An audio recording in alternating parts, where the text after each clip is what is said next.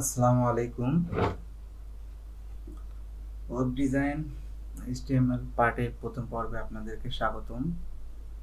আজকে আমরা HTML সম্পর্কে কিছু আলোচনা করব, বিভিন্ন ট্যাগ সম্পর্কে জানবো যেগুলো খুবই প্রয়োজনীয় ওয়েব ডিজাইন শেখার জন্য। প্রথমে আমাদের যে বিষয়গুলো লাগবে সেটা হচ্ছে একটি এডিটর, যেখানে আমরা বিভিন্ন কোড লিখবো, HTML CSS এবং প্রোগ্রামের কোডগুলো যেখানে আমরা লিখবো, এবং একটি আউটপুটের জন্য একটি ব্রাউজার লাগবে। সেক্ষেত্রে তোমরা চাইলে গুগল ক্রোম বা মোজিলা ফায়ারফক্স ইত্যাদি তোমাদের যেটি ভালো লাগে সেই ব্রাউজারটি ব্যবহার করতে পারো। তবে আমার ক্ষেত্রে আমি যেই ব্রাউজারটি ব্যবহার করি সেটি হচ্ছে ক্রোম, গুগল ক্রোম। আমার কাছে খুব ভালো লাগে এটি, তোমরা চাইলে ব্যবহার করতে পারো। আর এডিটর হিসেবে আমি যে এডিটরটি এই টিউটোরিয়ালে ব্যবহার করব সেটি হচ্ছে ভিজুয়াল স্টুডিও। এটি খুবই জনপ্রিয় একটি ফ্রি এডিটর। তোমরা চাইলে নোটপ্যাড প্লাস প্লাস, তারপর টেক্সট, বিভিন্ন ধরনের রয়েছে, অ্যাটম, তোমাদের যেটি ভালো লাগে সেটি ব্যবহার করতে পারো। তবে ভিজুয়াল স্টুডিও খুবই জনপ্রিয়, এখানে খুব ভালোভাবে কোডগুলো লেখা যায়, তোমরা চাইলে এটি ব্যবহার করতে পারো। তাই বেশি কথা না বলে চলে আসি, আমরা প্রথমে ওপেন করব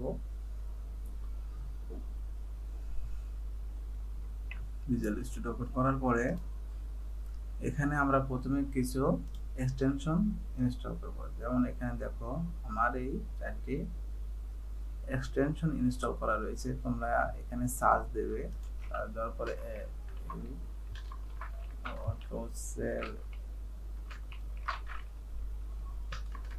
সার্চ দিলে চলে আসবে, এই নামগুলো লিখে সার্চ দিলে এখানে সার্চ দিলে চলে আসবে, এবং এর ভিতরে ক্লিক করে এখানে এই যে দেখো আনইনস্টল রয়েছে, এখানে তোমাদের ইনস্টল দেখাবে, তোমরা ইনস্টল করে নেবে।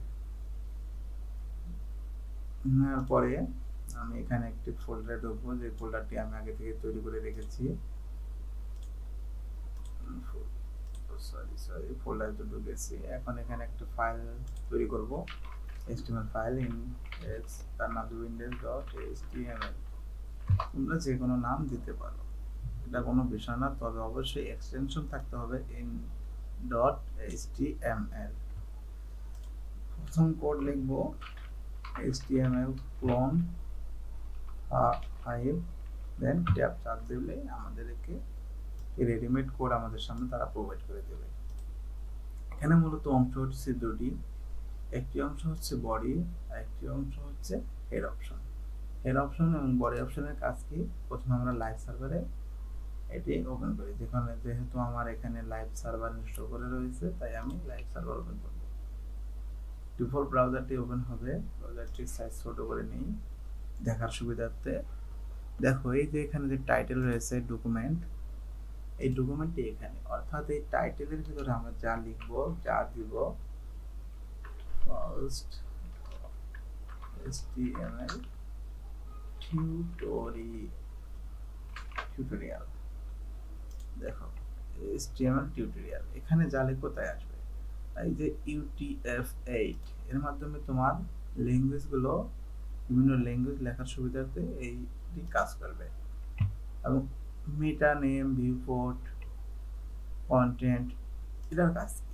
এটা একটি কাজ হচ্ছে তুমি যে কোডগুলো লিখবে সেগুলো যেন বিভিন্ন ব্রাউজারে ভালোভাবে কাজ করে, বিভিন্ন ব্রাউজার সবকিছু বুঝতে পারে, হাইট ওয়েট ঠিক রাখতে পারে, সেক্ষেত্রে এই ট্যাগটি তোমার কাজে দেবে।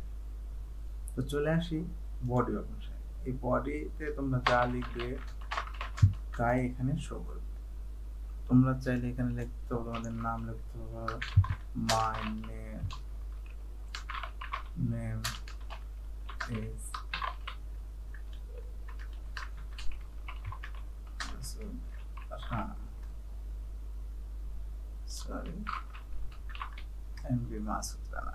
দেখো এটাই এখানে কাজ করছে, তবে এটি অবশ্যই কোনো স্ট্যান্ডার্ড ওয়ে নয়। আমাদেরকে এভাবে ফাঁকা কোনো কিছু লেখা যাবে না, যাই লিখবো সেটি আমাদেরকে একটি ট্যাগের মধ্যে লিখতে হবে। এখানে আমরা চাইলে এখানে পি ট্যাগ দিতে পারবো। পি ট্যাগ, পি মানে হচ্ছে প্যারা, এর মধ্যে আমরা যাই লিখবো সেটি প্যারা আকারে চলে আসবে। দেখো এখানে যা লিখেছি এখানেও তাই লিখেছি, কিন্তু দুটোই সমান। তবে এটি হচ্ছে স্ট্যান্ডার্ড ওয়ে আর এটি স্ট্যান্ডার্ড ওয়ে নয়, কারণ এটি আমরা এডিট করতে পারবো না, আর এটি একটি নির্ধারিত ট্যাগের মধ্যে রয়েছে, আমরা চাইলে এটি এডিট করে বিভিন্ন স্টাইল দিতে পারবো। পি ট্যাগ সাধারণত ব্যবহার করা হয় বিভিন্ন প্যারাগ্রাফ লেখার ক্ষেত্রে, যেমন তুমি যদি কোনো ব্লগ লিখতে চাও সেই ক্ষেত্রে অনেক বড় একটি কয়েকটি প্যারা থাকতে পারে, সেই ক্ষেত্রে তুমি এই পি ট্যাগটি ইউজ করতে পারো।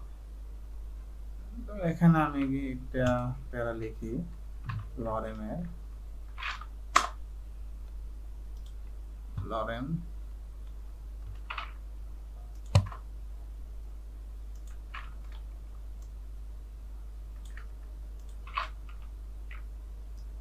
ধরো এই প্যারাটি আমরা লিখব,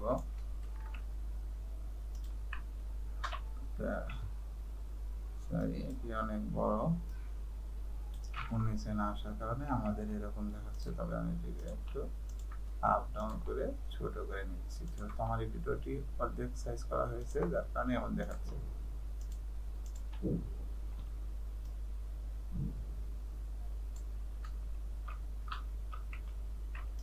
হচ্ছে প্যারাগ্রাফ। এখন আমরা এখানে আসলে দেখো প্যারা দেখাচ্ছে, কিন্তু এখানে যে ভাবে রয়েছে এখানে সেভাবে দেখাচ্ছে না।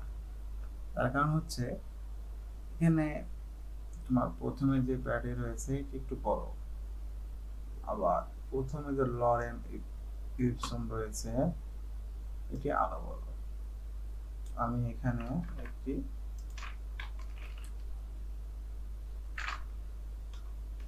প্যারার উপরে প্রথমে তা রয়েছে, সেখানে লরেম ইপসন দিলাম। এটি কারণ হয়তো এই সন ট্যাগ ইউজ করেছে। এখন দেখো আমার এটি বড় হয়েছে, এটি সম্ভবত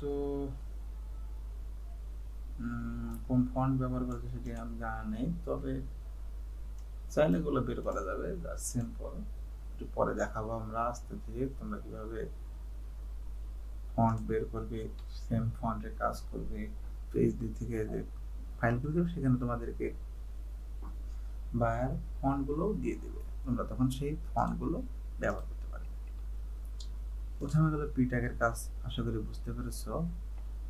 তারপরে আসি আমরা এই সন ট্যাগ, এটিও তোমরা বুঝতে পারছো। এই ওয়েবসাইটে সাধারণত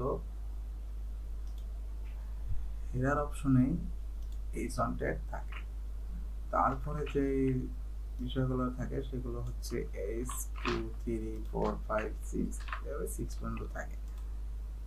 এখানে সেম ভাবে এখানে H2 দেব, H2 হচ্ছে একটু ছোট, এভাবে H2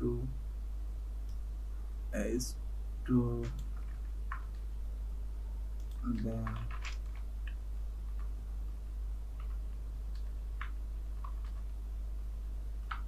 three, then 4 and 5,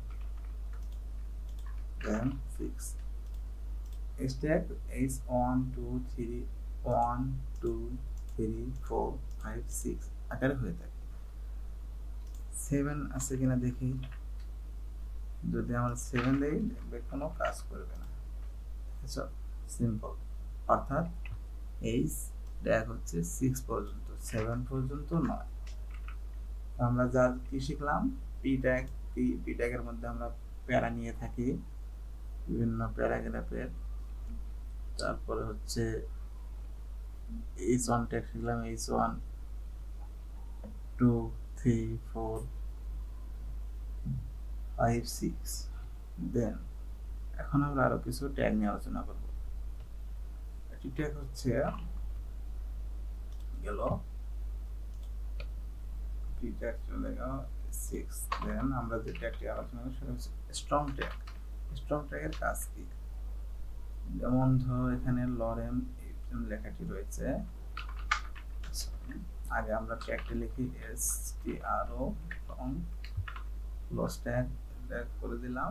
এখন আমরা এখানে লিখব lorem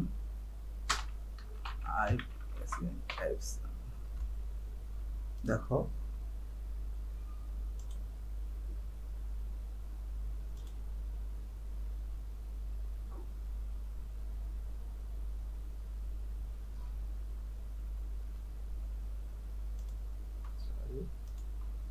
হ্যাঁ, আমার লাইভ সার্ভার হয়তো কোনো সমস্যা হয়েছিল, তাই এখানে আসলে স্ট্রং ট্যাগ এক ধরনের বোল্ড, মানে লেখাটিকে বোল্ড করবে। যেমন এখানে স্ট্রং এর পরিবর্তে এখানে যদি আমি বোল্ড করে দেখি কি হয়, বোল্ড দেখো স্ট্রং এবং বোল্ড সেম। আমরা চাইলে কোনো লেখাকে বোল্ড করার জন্য স্ট্রং ও ব্যবহার করতে পারি, বোল্ডও ব্যবহার করতে পারি।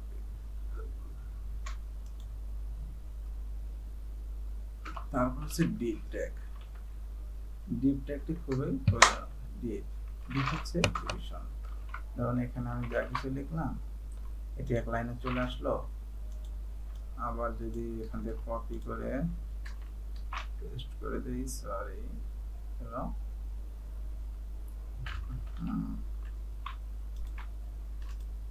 এই যে নিচে নিচে আসছে। এই ডিপ ট্যাগের মধ্যে যাই লিখবো নিচে নিচে আসছে। দেখো স্ট্রং এবং বি এই দুটি ট্যাগ একসাথে চলে আসছে। এই লেখা দুটোকে যদি আমি আলাদা করতে চাই সেক্ষেত্রে আমার করণীয় হবে এই লেখাটি ডিলিট করে এখান থেকে এটি কাট করে এর মধ্যে দেব, এবং এখান থেকে এটি কাট করে এই ডিবের মধ্যে দিয়ে দেব। দেখো এখন লেখা দুটি আশেপাশে না এসে নিচে নিচে এসে, অর্থাৎ এই ডিপ ট্যাগের মাধ্যমে এই দুটির মধ্যে একটি ডিভিশন ভাগ করে ফেলেছে, আলাদা করে ফেলেছে, ডিভিশন ট্যাগ চলে গেল। এখন আমরা যে ট্যাগটি ডিভিশন, তারপরে হচ্ছে strong, H tag, P tag, এরপর আমরা আরো কিছু ট্যাগ সম্পর্কে আলোচনা করি। এরপর যে ট্যাগটি নিয়ে আমরা আলোচনা করব সেটি হচ্ছে ইএম ট্যাগ। ইএম ট্যাগের কাজ কি আমরা দেখে নিই। lorem দেখো ইএম ট্যাগ, ইএম ট্যাগের কাজ হচ্ছে লেখাটিকে ইতালিক করবে, অর্থাৎ লেখাটিকে বাঁকা করবে। আমরা চাইলে আরো একভাবে এটিকে ইতালিক করতে পারি। এখান থেকে এটি কাট করব, সরি কাট করার প্রয়োজন নাই, তোমাদের সুবিধাতে আমি লিখে দিচ্ছি। আই ট্যাগ, আই ট্যাগের মধ্যে যদি আমরা lorem লিখি সেম, কিন্তু এই যে দেখো দেখো দেখছো ডিপ ট্যাগের কারণে এই দুটি কিন্তু পাশাপাশি আসেনি, কিন্তু এই দুটা পাশাপাশি চলে আসছে।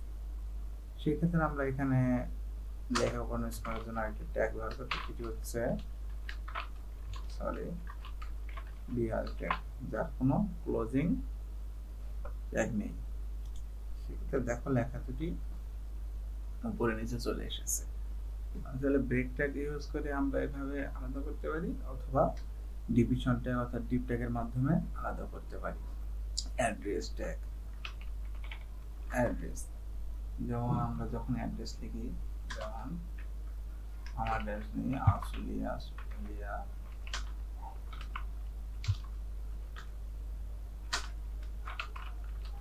আবার দেখো অ্যাড্রেস ট্যাগটি কিন্তু এক ধরনের ইতালিয়ান ট্যাগ, বাট এই ইতালিয়ানের থেকে অ্যাড্রেসটি একটু আলাদা, দেখতে অন্যরকম। আমরা এটি যদি এই অ্যাড্রেস ট্যাগ আর আই ট্যাগের মধ্যে যদি পার্থক্য দেখি,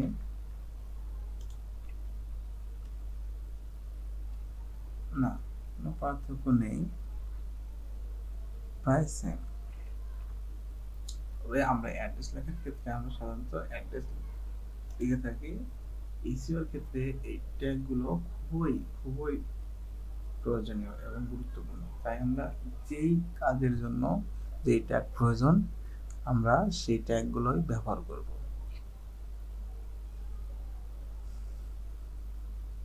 ধন্যবাদ, আজকে এই পর্যন্তই। আশা করছি পরের ভিডিওতে আরো বেশ কিছু ট্যাগ নিয়ে আপনাদের সামনে আসবো, আলোচনা করব। ধন্যবাদ, আজকের ভিডিও এই পর্যন্তই। আশা করছি তোমরা ভিডিওটি দেখবে এবং নিজেরা প্র্যাকটিস করবে। ধন্যবাদ।